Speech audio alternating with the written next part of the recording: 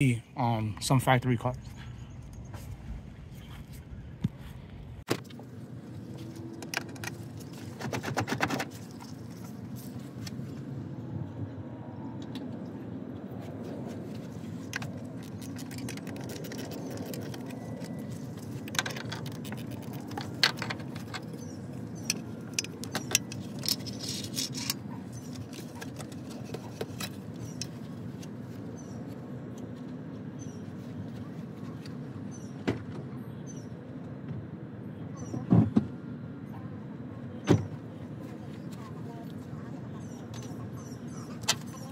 Car's factory is most likely 10 millimeters or 12. I'll have to look that up.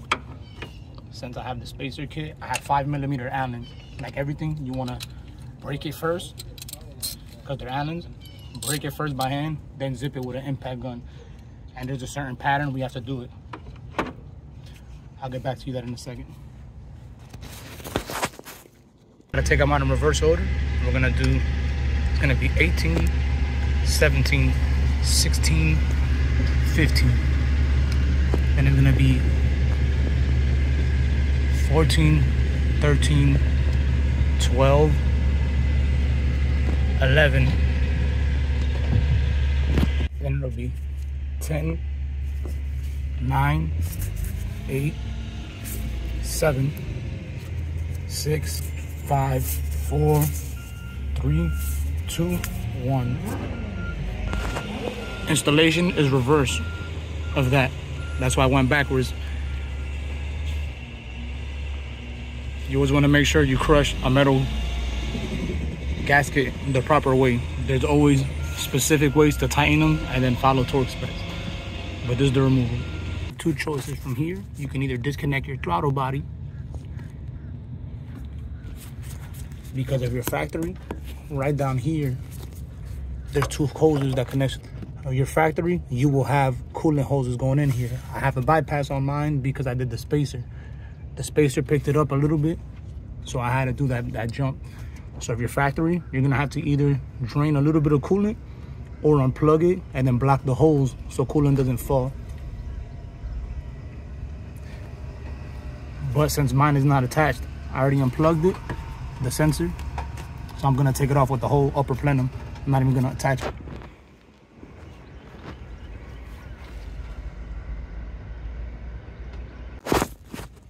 Once all the bolts are off, I have to disconnect the hose right here.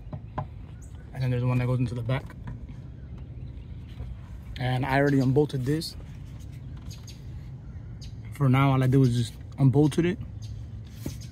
And then I pulled the whole bracket back. If I need to remove it out the way later, I'll find out. But for now, I'm just trying to take off the plenum's gonna come off now. All the bolts are removed. Here's the moment of truth. The plenum's gonna come off.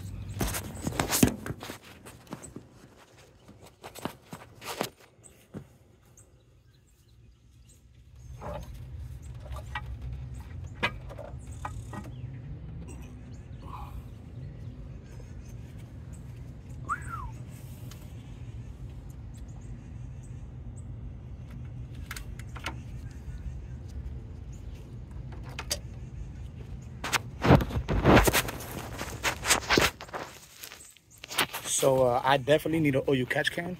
Don't have the money right now, but as you can see, the top is kind of dirty. I'm gonna clean it out. Look at that. Nastiness. Oof. But I mean, it's a factory car, 2004. Can't really ask for anything other than this from it. Not too much oil in here. The oil stayed on the top, is doing its job. We'll see later. I'm gonna take that off.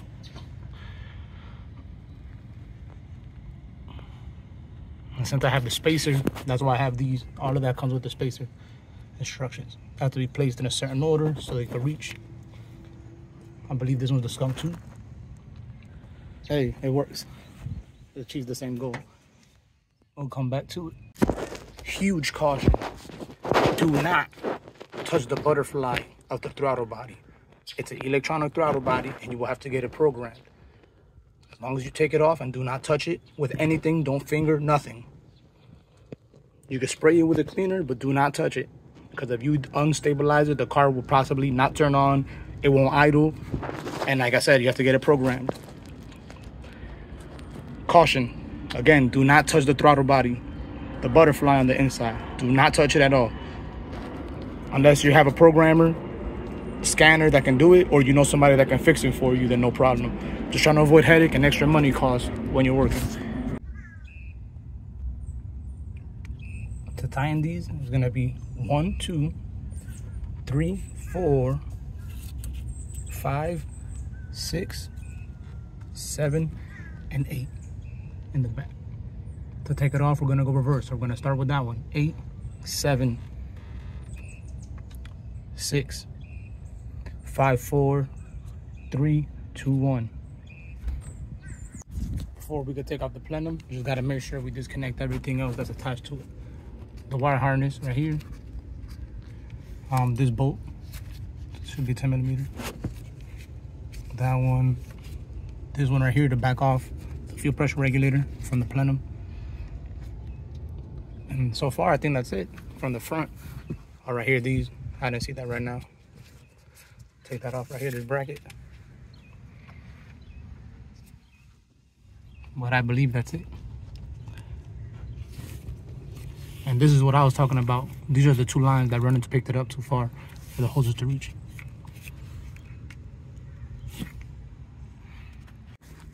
You just want to make sure you cover. You don't want nothing falling inside your cylinders. I'm going to clean this some more, but for now, it's not working. I'm just covering it up with a rag. Like that, you don't have bolts or no surprises. Then the collector came off. Now I'm going to start moving the wire harness out the way. Unbolt it. Disconnect the coil packs. I already took off the PCD holes in the front, or at least the one that connects to the front, the vent holes from valve cover to valve cover. We're gonna, like I said, keep moving wire harness out the way over here. This is the ugly side. The other side is easier to get to, so we're gonna deal with the left side first, just because it got more stuff in the way.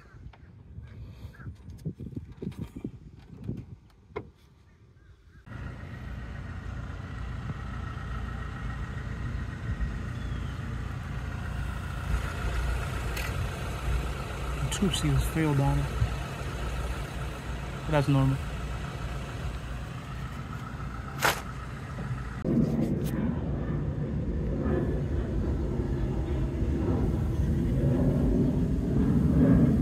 This one we're gonna do in reverse also. So we're gonna start back here. 10 is in the middle. This one back here. 10, 9, 8, 7, 6, 5, 4, 3, 2, 1.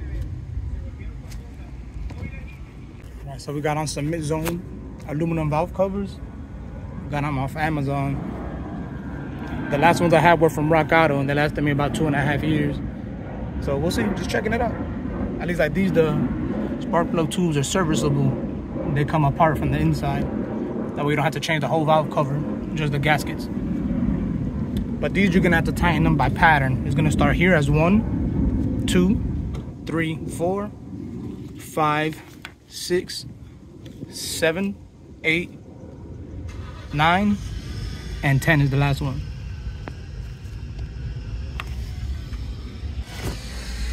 It came with new bolts, and I'm gonna put a little bit of Loctite just to be safe. I don't want to do this again. Like always, you're gonna make sure you clean. I did that already. I used brake part cleaner and a rag to make sure there was no dirt or debris on here or on the spark plug tubes. I forgot to record the part. It's about to rain, so I'm working with y'all, but also, you know, nature's against me. I'm trying my best. Let's get back to it.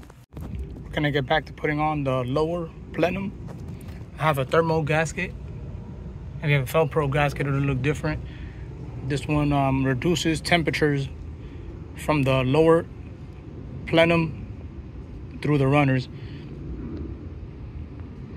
We're getting back together though. I put on the lower plenum, then put back on the wire harness on this side. Make sure you clean the mating surfaces. And obviously you want to clean the inside.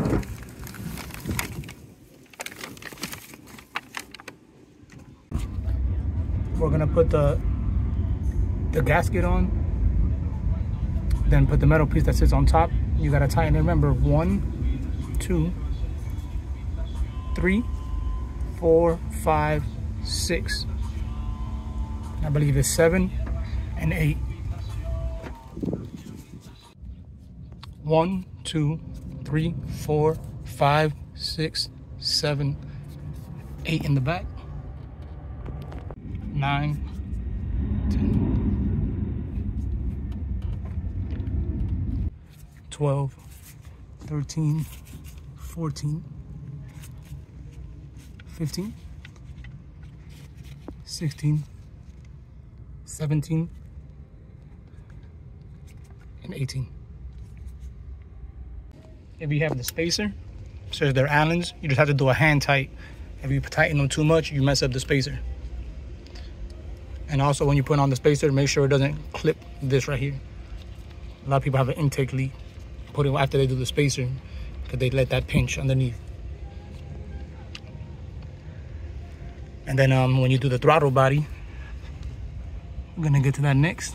It's gonna be, I think it was 7 Newton meters. And it also has a pattern. You have to do 1, 2, 3, and then 4.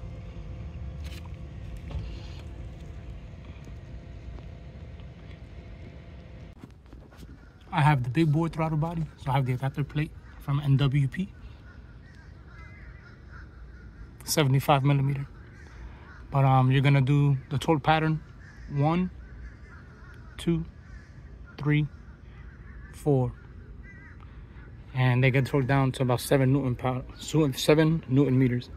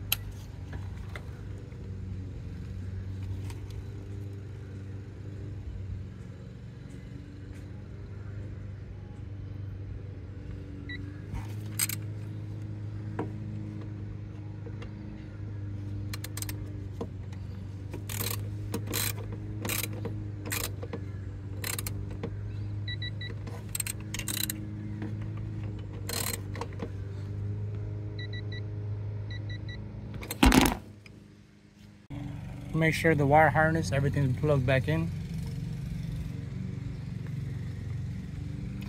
You know, and then put back on your intake. But just double check around, make sure everything's plugged in, everything's nice. I was just double checking. You got no loose hoses. Everything's bolted down. At least that we took off.